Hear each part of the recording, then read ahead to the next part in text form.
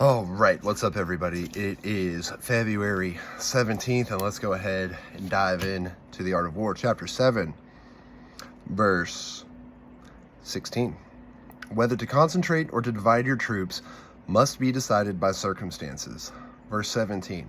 Let your rapidity be that of the wind, your compactness be that of the forest. Be quick and compact. Let's go over to an alternate translation to get a little insight. Those are very short and brief and pretty straightforward. All right. Master Sun says, therefore, when it moves swiftly, it is like the wind. When it goes slowly, it is like the forest.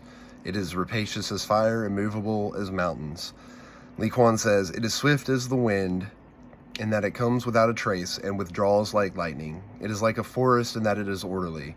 It is rapacious as fire across a plain, not leaving a single blade of grass. It is immovable as a mountain when it garrisons. And so we are talking about a military force. Wang Chi says, it is swift as the wind in the speed with which it rushes into openings. Du Mu says, it is so fiery and fierce that none can stand up to it. And Jia Lin says, when it sees no advantage in action, it remains immovable as a mountain, even though opponents try to lure it out. All right, so the general gist for me is that a military force is disciplined, right? And it's adaptable. It's like many things at the same time. So let's go over to February 17th, The Enemy of Happiness, out of the Daily Stoic by Ryan Holiday and Stephen Hanselman. It is quite impossible to unite happiness with a yearning for what we don't have. Happiness has all that it wants, and resembling the well-fed, there shouldn't be hunger or thirst. Epictetus, Discourses 3.24.17. I'll be happy when I graduate, we tell ourselves. I'll be happy when I get this promotion, when this diet pays off, when I have the money that my parents never had. Conditional happiness is what psychologists call this kind of thinking, right? Like, once this happens, then this happens. Like, once this happens, then I will be happy. Things that could or could not be out of your control. Like the horizon, you can walk for miles and miles and never reach it. You won't get any closer.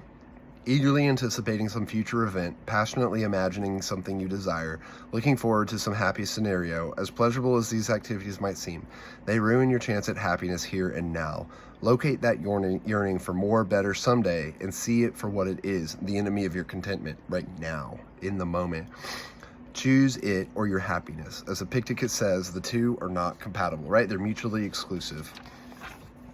So just like the fire, right? Just like the trees, just like the wind, you know, you have to be able to be present in the moment if you're going to be that military force. If you're going to be strong and fortified, you have to be able to fill those gaps. And that gap in you right now is like that happiness that's missing that you're looking forward to, when really you need to find it here and now.